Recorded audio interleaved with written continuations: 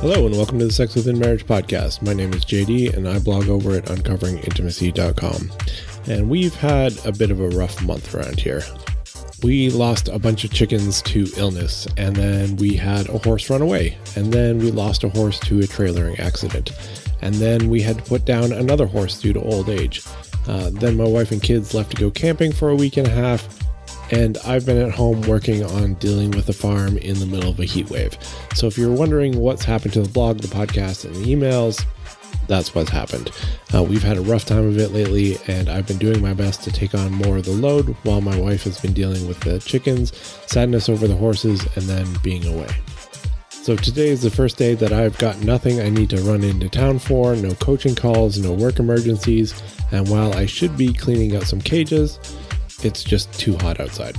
I know for some 40 degrees Celsius, which is over 100 degrees Fahrenheit, isn't that hot, but for us, it is. I mean, we get minus 40 in the winter. We shouldn't have to deal with positive 40 in the summer as well. So yeah, I'm a bit behind and we're going to see if we can get back on track. Christina is coming home on Sunday with the kids and hopefully we'll get back to some semblance of normal. For today, we've got a bunch of anonymous questions from May that I didn't get to answer in June for the aforementioned reasons. For those that are new, these questions come from our anonymous Have a Question page. And so that all that I get is what's written in the question. There's no contact information and nothing else to go on. We kick the questions around in our forum, and then I write my thoughts down into the blog and podcast episode, which you are listening to now. One quick thing before we get to that, though. We've currently got a survey running, which I'd love to have your input on. I had asked a while ago what everyone would want to have a survey about, and the answer was BDSM. So that's what we're doing. Now, if you don't engage in anything like that and have no interest in it, still, I want you to fill it out. It will be pretty short because it's largely going to ask you if you do, and if not, then there's not going to be many other questions. But the reason I want you to fill it out is to give an accurate representation of who does and doesn't engage in these activities. So if you think many do and you do, then you should fill it out. If you think many don't and you don't, you should fill it out. If you're Christian, Muslim, atheist, married, single, engaged, whatever, fill it out. I'd love your data.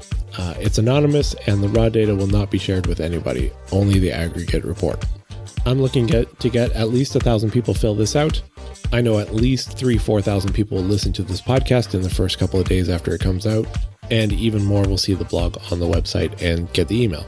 I mean, really, if everyone who listened to the podcast, read the blog, and was on the email and on our social media filled it out, we could probably get about 15,000 people entering it. And that would be amazing because that would be a nice, big, robust data set. But if we can get to 1,000, I will be thrilled. We're already at about 400 already, so it's not that far to go. So when the podcast is done, I will remind you at the end, but you're welcome to pause it now and fill it out first as well. And if you want, there's a link in the show notes that will make it easy, or you can just go to the website. There's a little banner at the top and you just click the button. With that out of the way, here are the 10 questions we're tackling today. Question 1 is, Hi Jay, I looked through your blogs and didn't find this specific question addressed. My question is, how often should a healthy, active 35-year-old man need sex? What's the norm on this? My husband and I have been drifting to roughly 10 days as the norm. I hate it. He usually has an excuse. His back hurts, he didn't sleep well, and other things on his mind. I really feel like our roles are switched compared to most couples. My husband is very careful to stay away from porn, so I know that's not the issue. Masturbation may play a role, however.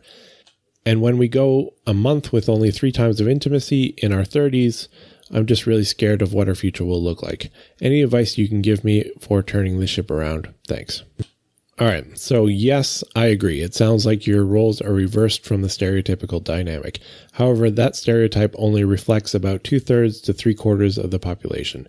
In about 1/4 to 1/3 of relationships, the wife has a higher drive and the husband has the lower. So while it's reversed from quote-unquote most couples, it's not at all outside the range of normal. That's not to say it can't be improved.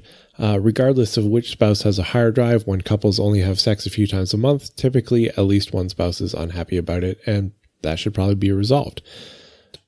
Now, there could be something else going on like psychological trauma, stress, low testosterone, health issues, anxiety about performance, be it ED, PE, whatever, or more. It could simply be that he has more of a responsive drive and believes that mood should dictate activity.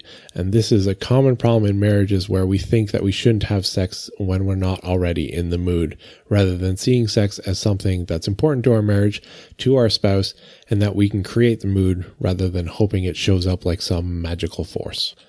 To start, though, that requires having a conversation where both spouses are willing to have an open discussion about it without getting defensive. And we're going to talk about that in a question later on. And of course, you can only control one side of that conversation. He has to be willing to uphold the other side. But I'd start there. If you need some help understanding how sex drives work, because sometimes a framework helps, check out our free ebook, Where Did My Sex Drive Go? There will be a link to it in the show notes. All right, question 2 is, recently I had a random thought that it might be interesting for my wife to get a clitoris piercing. She already pierced her ears long before I knew her, so this could be a fun decoration for us to enjoy in private. Do you have any survey data on couples who have or got genital piercings? I'm interested if it helps the female side to be more aroused or felt better during sex. Also, if they regret doing it and if it brought them closer or further apart in their marriage. Thanks for all that you do and teach. You do a lot of background work, but a lot of people benefit from it as you put up a storehouse of godly advice. Well, thank you for that. I think step number 1 would be to talk to your spouse about it. I can't say it's something I'm well versed in. I do know that there are inconsistent results. Some find more pleasure, some don't. Some find it just ends up getting in the way. I have seen quite a few people mention that they got it for the aesthetic, and while it didn't change any of the feeling, they were still happy with that. Of course, with any situation like this, there's a risk of infection, rejection, tearing, etc. And other than that, there's likely not enough of a sample size in my audience to get a reliable kind of data set from. So I can't offer to run a survey on it myself because I don't think that would be helpful. As one of my supporters said in the forum, it's likely those who enjoy it already have a relatively high drive and are sexually adventurous. So if you're looking for this to fix something, then you may be disappointed. Either way, I think a conversation with your spouse is a good first step. All right, question 3 is, hi Jay, I've been reading a lot of your stuff for a while now, and I really appreciate the time you take in educating and basically counseling from afar. Here's my issue, and it seems to be an age-old one. Talking and communicating. I'm in my early 30s and I've been married for a few years with 1 kid. My wife and I have sex once a month on average, twice a month if we're lucky, sometimes going a few months without it. The sex isn't bad, but it's gotten to where it often feels like we're just going through the motions with the same positions. I would love to have more, but my wife's drive just isn't there. My frustration is that I, 1, would like to have more sex, and 2, would like to spice things up. Issues you've addressed before on other posts, right? I've brought up your various resources to help with these things, but she ultimately seems disinterested. Clearly, we need to talk about this. Well, how do you even approach having these conversations without the other getting their feelings hurt? How do you do it without seeming totally dissatisfied with the other person? How do you even bring it up initially? I only see it ending in arguments where I come across as the bad guy, where I apologize for bringing it up and then I just resign myself to infrequent bland sex. I say that because a couple of times I've tried to talk it out, it ended up this way. I'm open to ideas. I can't help but think that these are some prime years where we can have some fun, grow closer, grow more intimate, and enjoy each other's bodies. I don't want to throw these years away. I look forward to getting your take on this. Thanks again for all your input on things over the years. All right. Well, the typical answers are things like using I statements instead of you statements, avoiding ineffective communication patterns, watching your tone, compliment sandwiches, and all that stuff. But to be honest, while those are all good skills and can help, they won't get you started. If every conversation you've ever had about the topic ends up in an argument, then basic communication skills aren't going to cut it.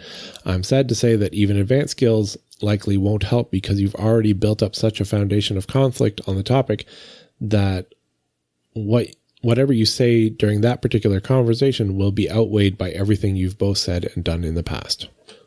So, does that mean you just give up?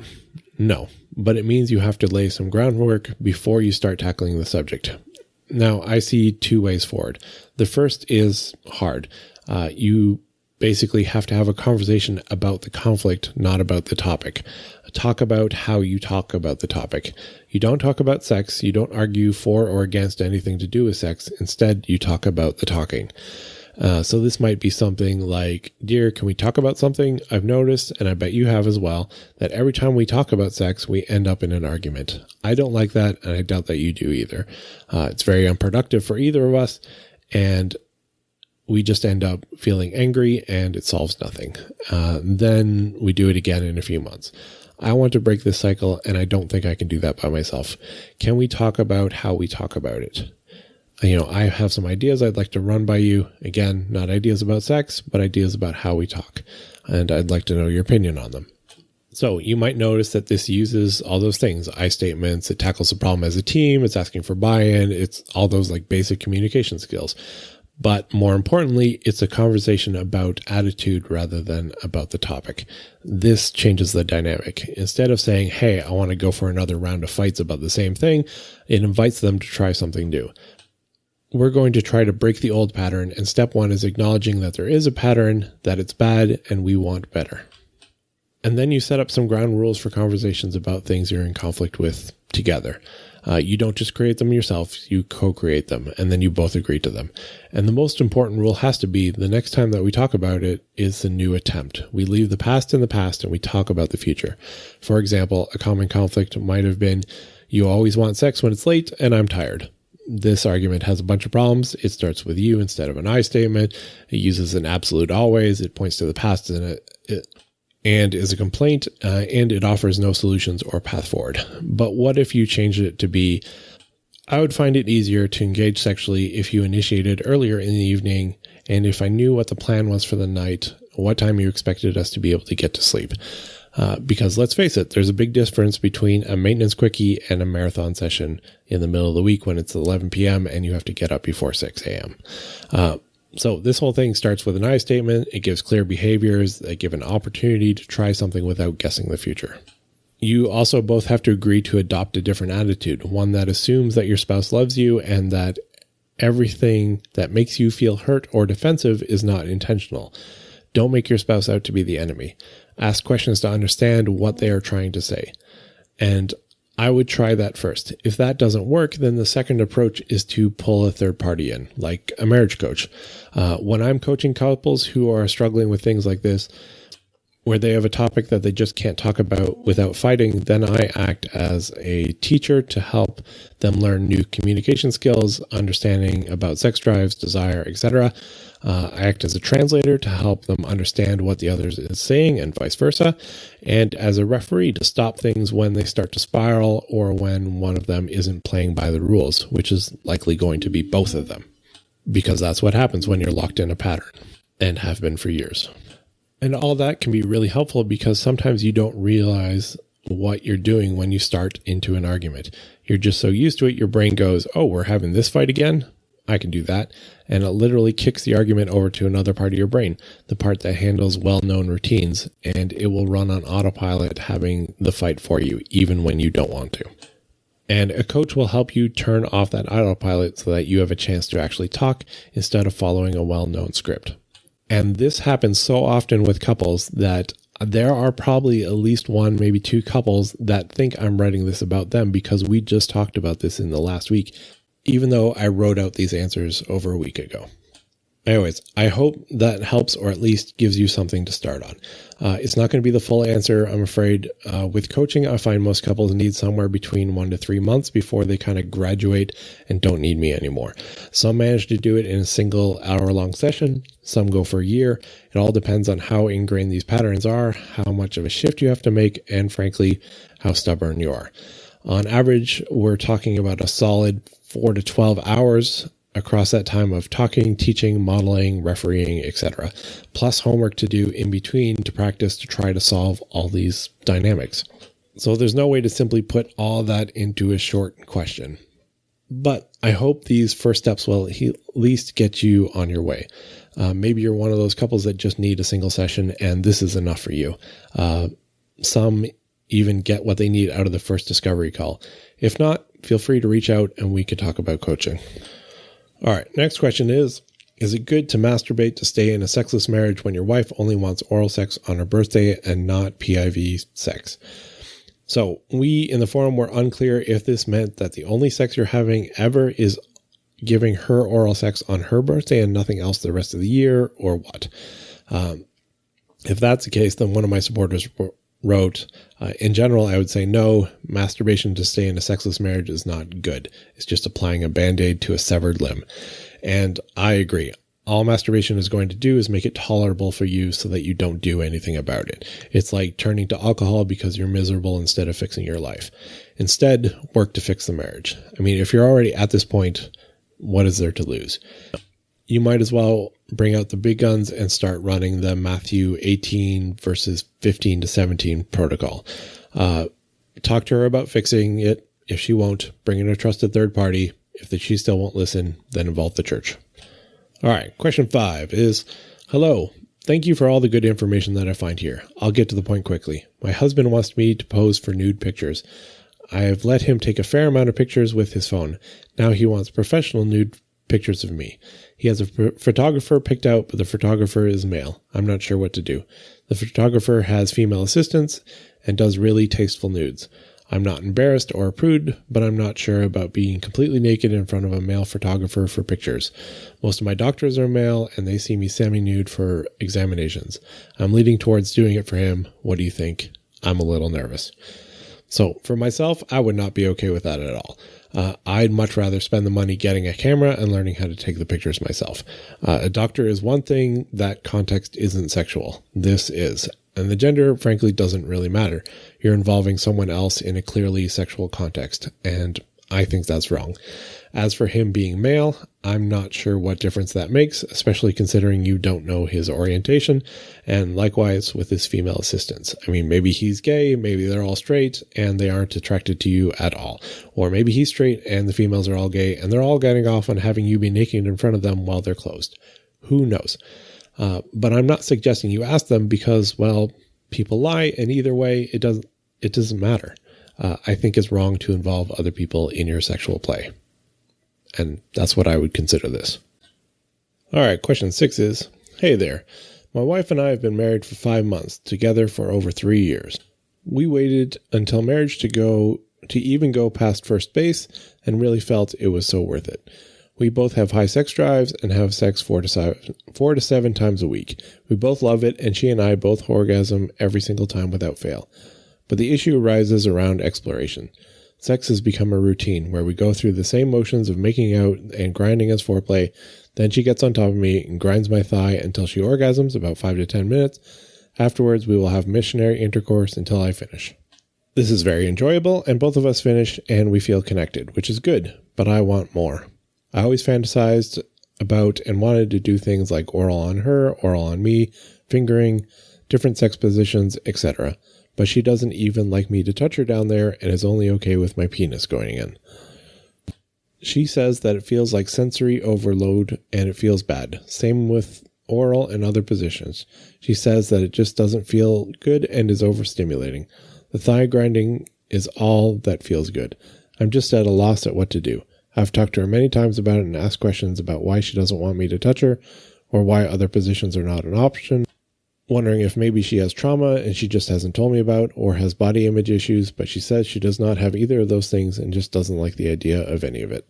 Considering that she does orgasm and does feel pleasure from grinding, it makes me think that this is a mental block for her rather than a physical one, and that she has not given other things a fair chance to see if she even likes it. I find her extremely attractive and just want to go down on her all the time and have her go down on me, but she barely even touches my penis.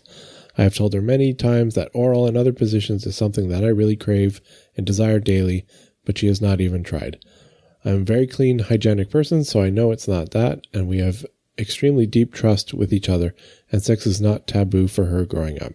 So I'm just at a loss at this point of why she doesn't want to do more, and don't know the conversation to have anymore. Additional context for my wife is that she is very high anxiety in all aspects of life and always has been, and is prone to panic attacks. However, she refuses to take meds or get therapy for it, but I can't help but wonder if these issues of exploration are due to high anxiety and if we maybe need to see a couples therapist or she needs to see a therapist. I want to help her, and above all, I want sex to be mutually enjoyable and relationship building for us. So I don't want to force her to do things she's uncomfortable with, but also from what I've heard you said and just what I've read in books, being uncomfortable sometimes is a good thing in sex when trying new things and just a part of the process. Any advice on how to differently approach things with her or things that I can do better in this situation would be great. Thanks. All right, so you're only 5 months in. I'd say give it some time. Yes, the anxiety might exacerbate this, but many wives struggle to explore sexually. It's hard when you've been taught all your life not to, and then suddenly you're expected to do a complete reversal on that. I would say give it time and suggest smaller changes that are easier to adopt. Oral sex is a big jump for a lot of women. You'd likely have an easier time trying a new position or offering a body massage that turns into manual stimulation for her. If things are overstimulating for her, then be sure to use lubricant and also use indirect touches, not direct ones. And be patient and maybe talk about where she sees your sex life in 10 years. Is it the same thing you're doing now, or does she expect to grow that part of your marriage as well as the rest? All right, question 7 is, hi, me and my wife have been incredibly blessed by your ministry. You're doing incredible work, and when it comes to marital sex resources, you're my go-to and top recommendation. Thanks. Thank you for all your work. Here's my question. I've only recently uncovered that after believing my sexuality had been completely changed when I became a Christian 3 years ago, that I still have very strong homosexual attractions that are surfacing. I'm being deeply tempted into unfaithfulness, but so far I think I am, and there it cuts off. So I don't know why it cut off. I don't know what the rest of it is, but I'll try to deal with this at least. And let me say that while some people experience a resolution to their same-sex attraction when they become a Christian, not everyone does. I would say the most don't experience like a radical sudden change. For some, it takes years. For others, it's something that they struggle with for the rest of their lives. And in all honesty, it doesn't matter that much in terms of the temptation. You're married. So whether it's men or women that you're attracted to, the issue is the temptation to be unfaithful, not who you're trying to be unfaithful with. Whether you're straight, homosexual, bisexual, pansexual, or sexually attracted to avocados, it is wrong to act on those attractions because you're married. So I would look more towards what's causing you to be tempted to cheat on your wife rather than who it is you are tempted to cheat with. And that might be a complex mix of relational issues, personal issues, and context. Honestly, entire books could be and have been written on each of those. Generally, though, happy marriages are less likely to have affairs, happy people are less likely to have affairs, and you shouldn't be putting yourself in compromising situations. So, figure out which one of the three of those, or multiple of them, is going on, and then work on that. And that's the best I have with what was cut off. All right, question 8. What are your thoughts on going to a nude beach together with my wife? We've been to a nude beach in the past where I went nude and my wife went topless, and we both enjoyed it. Okay, I think it depends on your reason. If you are a nudist, you believe that people should be naked naturally and it's not a sexual thing for you, then I could see an argument for that. I don't think I agree with it personally, but I can appreciate the viewpoint. If your reason is that you get a thrill out of it, either by seeing other people or seeing your wife in front of other people or being exposed to other people, then I think that's a problem. Because again, now you're involving other people in your sexual play. All right, question 9 is, hello, JD. You have talked about getting better at being rejected, but I couldn't find any blog posts or podcast episodes about it. Could you give some advice? Being rejected and feeling rejection is a returning problem for me and my wife. She knows sex is important for our relationship, and we have slowly improved our sex lives. However, again and again, we run into the same problem where I feel rejected and neglected for her turning down sex, or she passively turns down sex by saying yes, but then she starfishes me. Sometimes I can't complete when this happens. Other times I finish, but it feels wrong, rejected, and disappointed. Anyways, the result is that I lose morale, enthusiasm, and initiative. I become bitter and angry at her, holding myself back, my true feelings and thoughts as unproductive revenge. We always find each other again, however, we seem not to solve the problem definitively. We are 5 years into marriage, 2 kids. Any advice on how I can handle rejection in a constructive way, both when she has good reasons and also when she has not good reasons. Since our problem is a more fundamental one, it will probably take longer to solve. I know rejection will be a thing in the future of our relationship. So how do I improve here? Is there a trick or hack to turning the feeling of rejection and disappointment around? What should I say to myself? What should I say or communicate to her? Thank you for your ministry. All right. Well, you're very welcome. I think the first approach is to understand her reasons. You say when she has not so good reasons. However, most people believe that they are acting logically and morally. So she must think that her reasons are good and right. So I'd start there. Seek to understand her side of it well enough that you can articulate it in a way that she agrees with you. Once you understand her side, then you can start to solve the problem. But you can't do that while you still think she doesn't have good reasons. Some of the rest is simply hormonal. The longer you go without sex, the more oxytocin drops off and the more you're going to start feeling emotionally insecure. And that can make people cranky and frustrated, especially if they don't know what's going on or why it's happening. So often a good first step is simply to understand that it is chemical. It's not that your wife doesn't love you or care about you.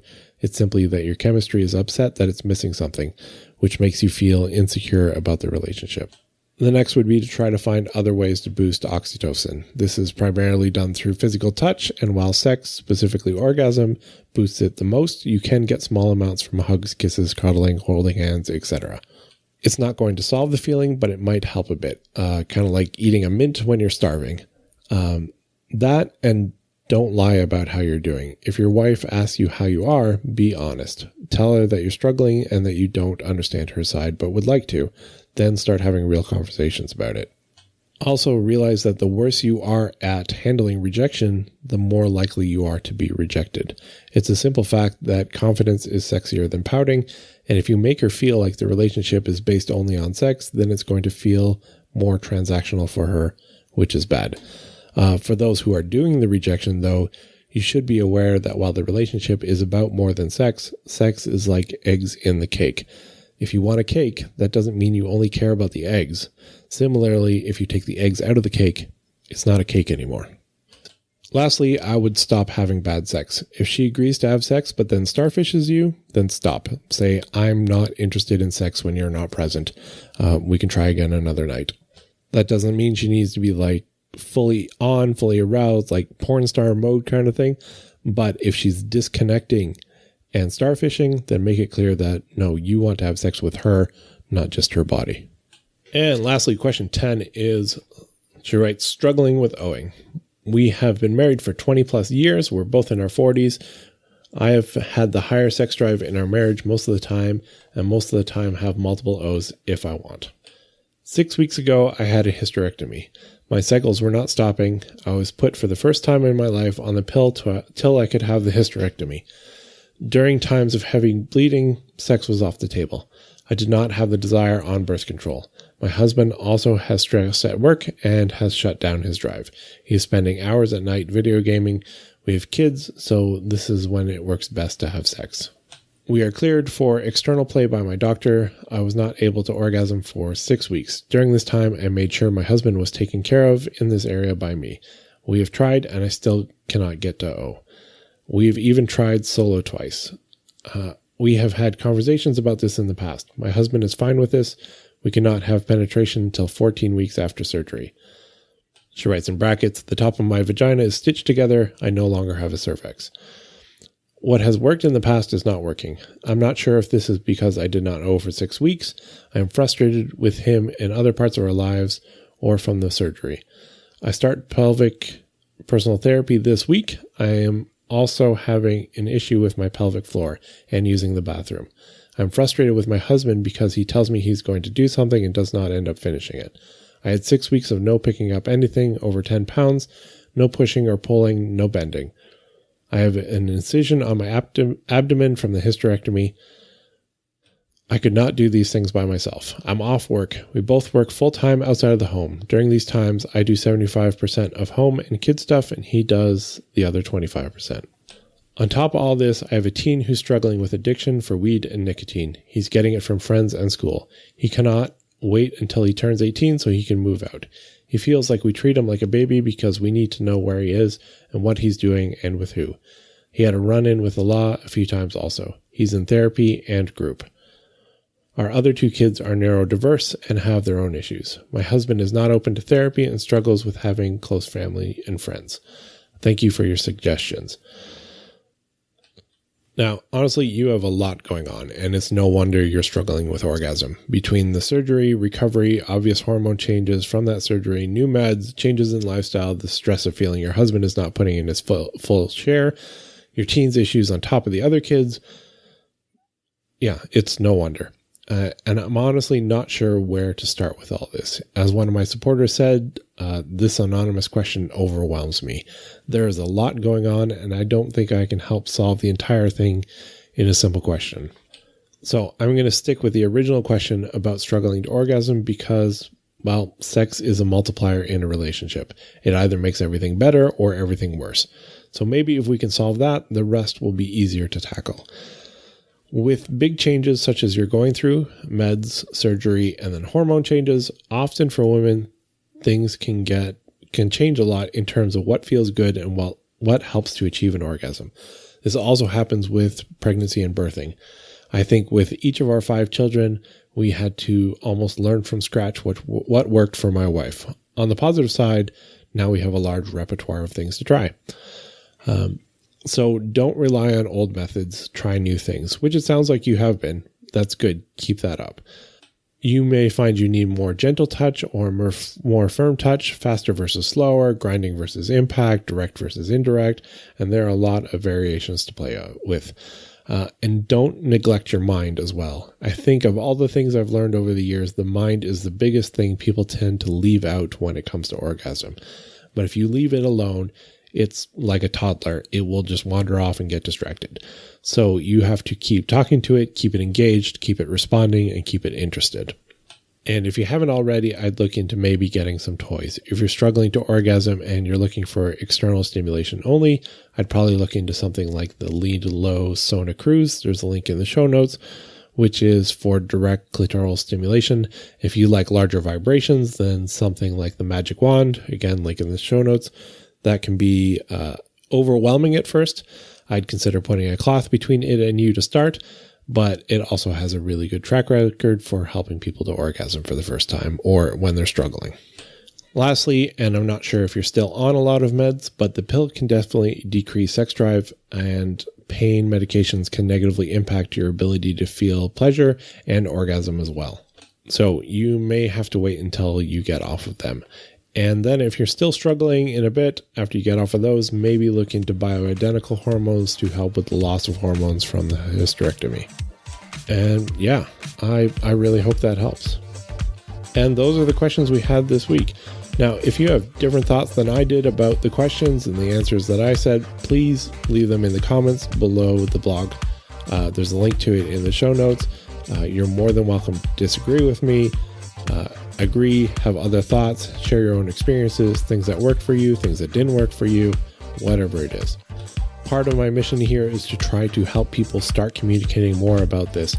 And while it's a big leap to get people to talk about this in their churches, if we can at least start in a safe, anonymous environment like on a blog, that will be something.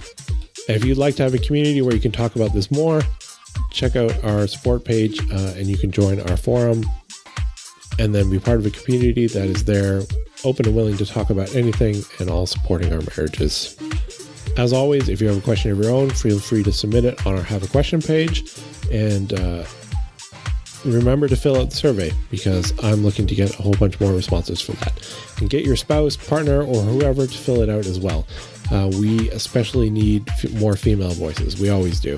And don't complain that women are underrepresented if you aren't going to participate, either by filling it out yourself if you're a woman, or if you're a man, by sending it to your wife and asking her very nicely to fill it out for us.